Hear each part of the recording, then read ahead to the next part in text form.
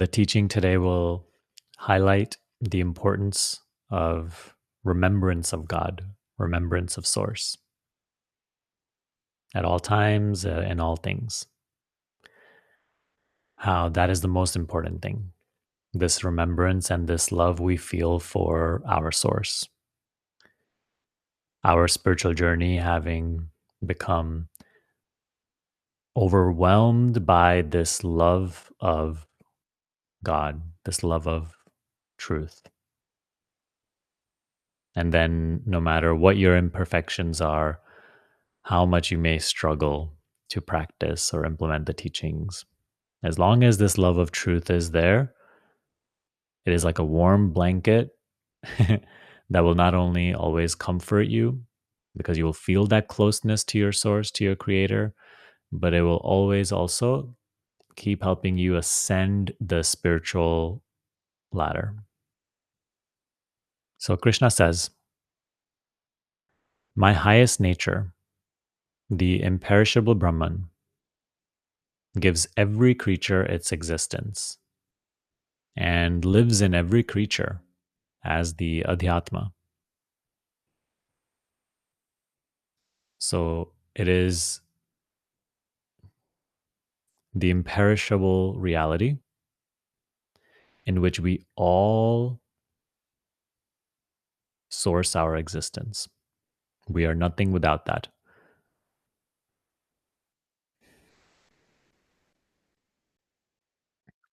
We are all rooted in the same source.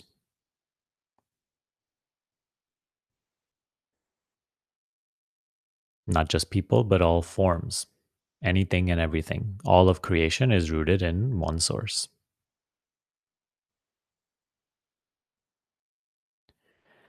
My action is creation and the bringing forth of creatures.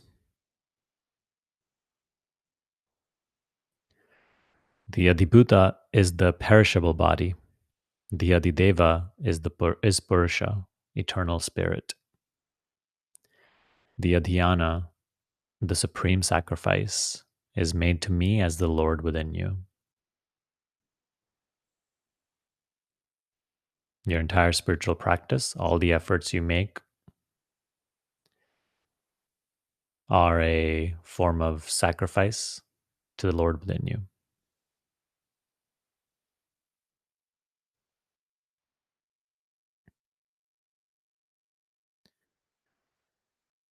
We are sacrificing illusion in order to honor truth. We are renouncing the false,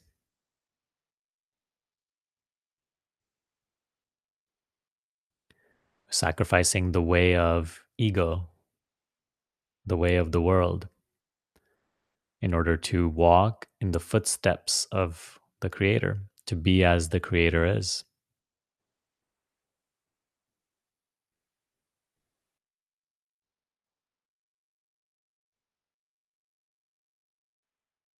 Those who remember me at the time of death will come to me. Do not doubt this. Whatever occupies the mind at the time of death determines the destination of the dying. Always they will tend towards that state of being. Therefore, remember me at all times and fight on. Although this teaching may be pointing towards a future moment of the death of the body, notice how the instruction is, therefore, remember me at all times. Krishna does not say, oh, just remember me at the time of death. No, remember me at all times. That is how you remember at the time of death. Just forget about the time of death. Here and now is the time of death. Every moment, when you are present, aware, empty, either acknowledging the fact of existence or being or knowing, or you are in a conscious remembrance of God, You are sort of in a state of conscious love of truth, God.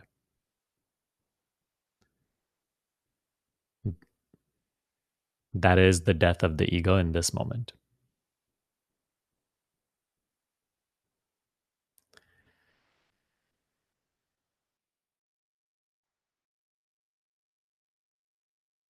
Here and now, your mind may be being carried away by fear, anxiety of things, what's going to happen. It's all about just me, mine, me, my life, my this, my that. So when you put a pause in that in order to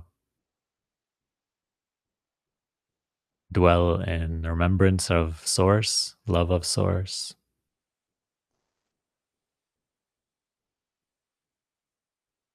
that is what Krishna is suggesting. Remember me at all times and carry on. With your heart and mind intent on me, you will surely come to me.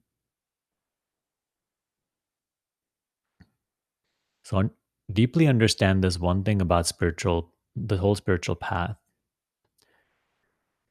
It doesn't have to look perfect. The outcome of your practices is not ultimately what matters. Whether you think you are succeeding or not is not what ultimately matters.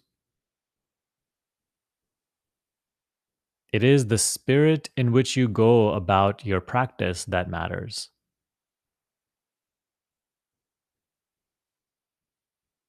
It is the striving that matters.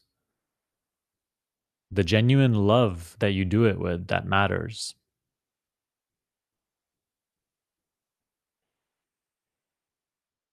The attitude of devotion that you practice with that matters. That is what Krishna sees, not the results. Therefore, we should also only focus on that.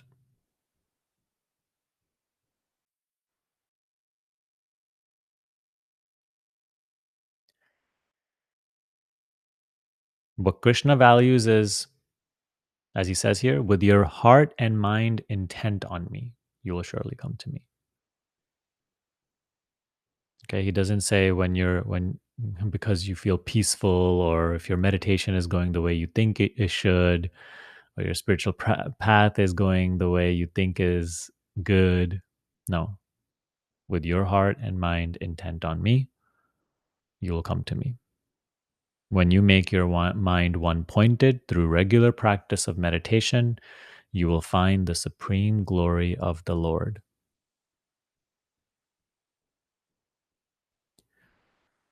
Remembering God at all times is a gathering of your attention. It may start out as you thinking about God, thinking of the form of Krishna or any other God you know. Or it may simply be also just a simple wordless remembrance of being aware of the fact of existence, right? Because you source your existence from Krishna. It is Krishna that exists. It is that eternal reality which is aware. So we are grounding our attention in this, either in thoughts of God or in the wordless, thoughtless awareness of existence, awareness of awareness, being present.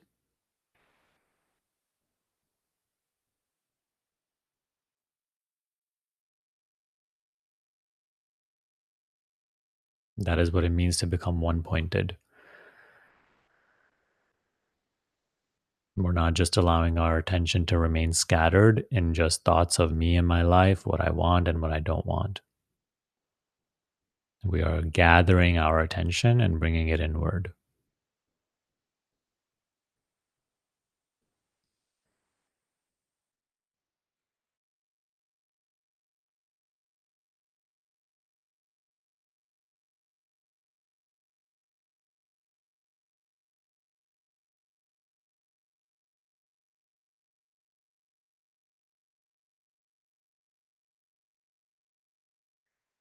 The Lord is the supreme poet, the first cause, the sovereign ruler, subtler than the tiniest particle, the support of all, inconceivable, bright as the sun, beyond darkness.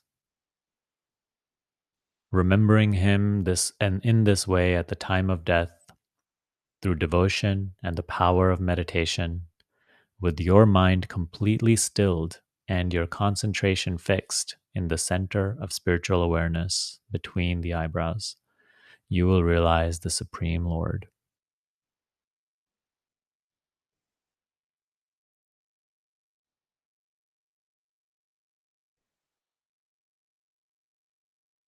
Here and now, here and now. This is the frontier, the cutting edge between birth and death, past and future.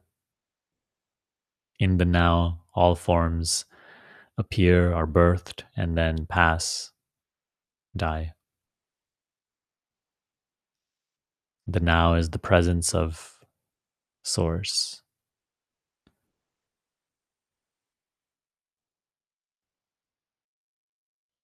The now is the center of spiritual awareness.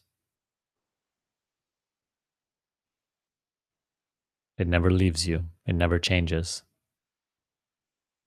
It has no form itself.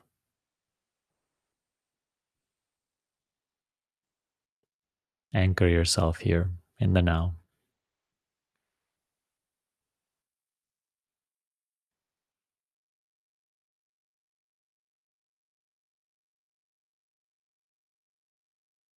Krishna says, I will tell you briefly of the eternal state that all scriptures affirm, which can be entered only by those who are self controlled and free from selfish passions.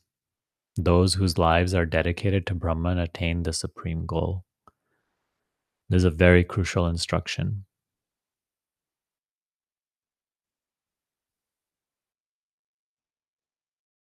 It can be entered only by those who are self controlled and free from selfish passions.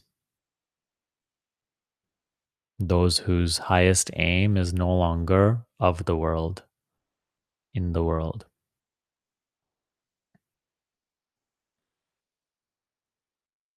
Those whose entire lives are dedicated to Brahman.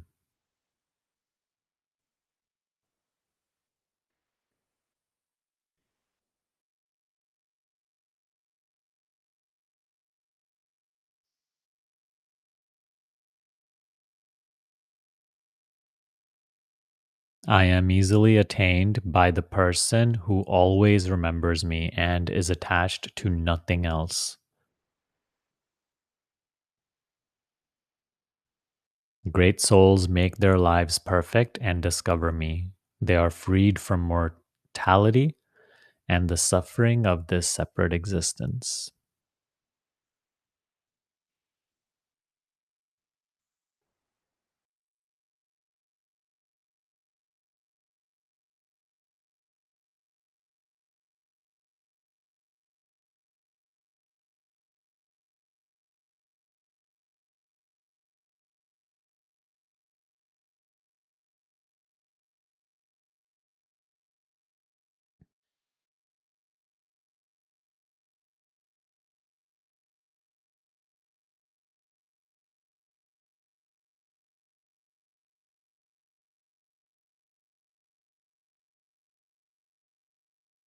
Sacrifice, let go of thoughts about me and my life.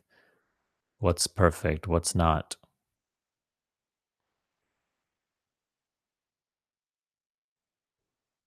in order to dwell in the presence of the Lord, which is closer than close.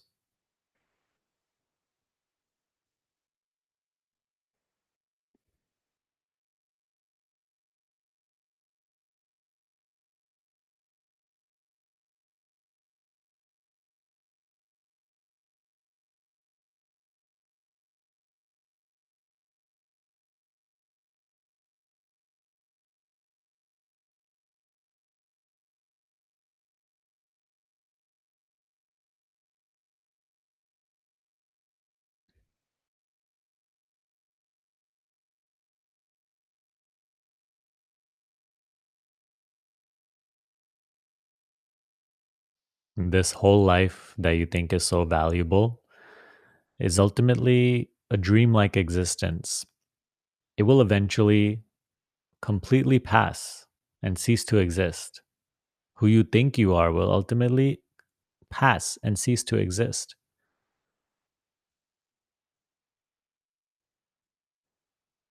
The presence in which this entire life is appearing belongs to the Creator.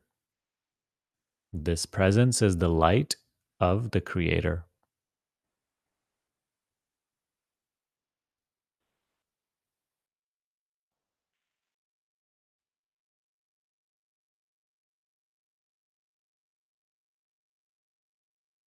Let yourself melt in that light.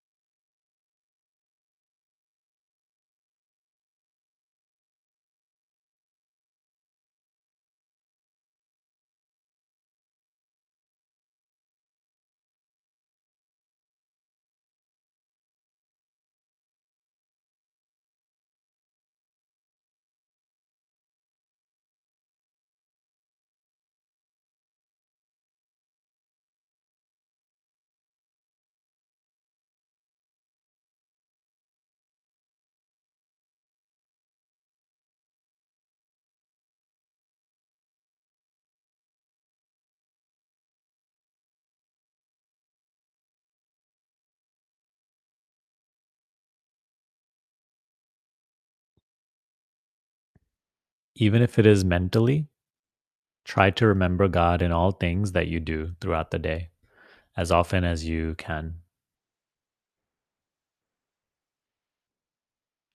It will help you do things more and more selflessly, without attachment, without mm, such a strong motive to manipulate. Remembering God in all things will help you be less and less worldly, more and more like the sages that Krishna describes.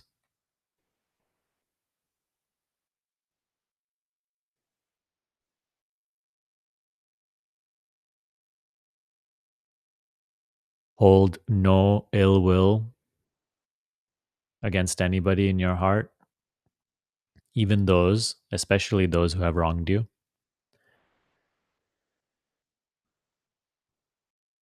Try to let go of your resentments, fears, worries, because they keep you apart from your source. We hold on to these things because they are part of our story. We feel like they are valuable. We feel like they help us to find some sort of justice and revenge in the world or whatever. But they only fragment our vision, our focus. They make us worldly. They keep us egoic. Offer them all up to the Creator. Sacrifice all these resentments, jealousies, hate, anger, attachment, expectation, motives. Offer it all up to the Creator. Let it melt in the fire that is the presence of Source. And you will feel lighter, more truthful, more authentic, more connected, aligned, guided, protected, happy.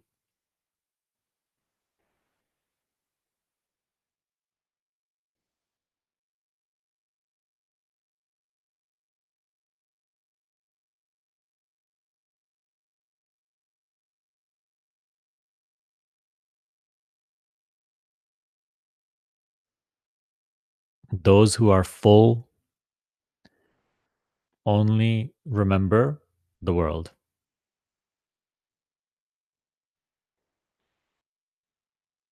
They're constantly just dwelling in thoughts about the world.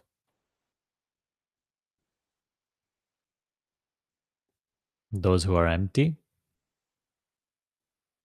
know only God and see God in everything, even the world.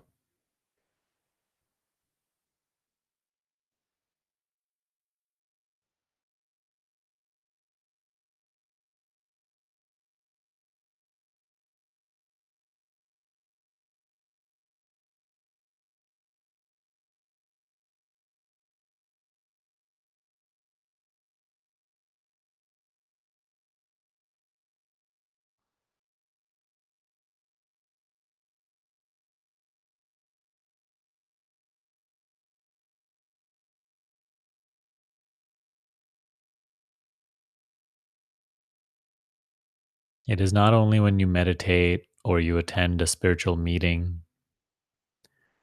that you are devoting yourself to God, that you are doing spiritual practice. Even when you go to work and you work without attachment to outcome, you work while remembering your spiritual quest, remembering God. That is also your spiritual practice. Or when you spend time with family,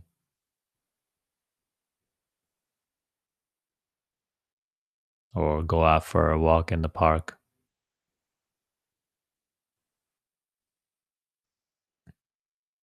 Anything and everything you do, when you do it being present or thinking of God, remembering your spiritual quest,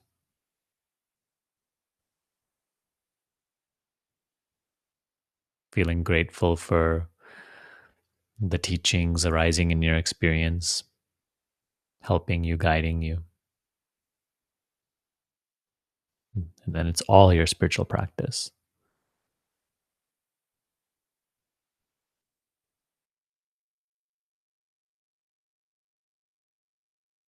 Let this love of God, of truth, carry you throughout your entire life. Be happy, be satisfied, be content, never worried, never anxious,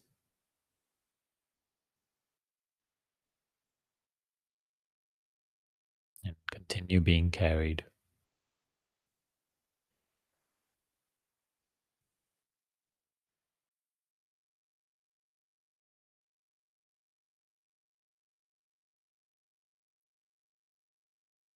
Remember God in both good and bad times.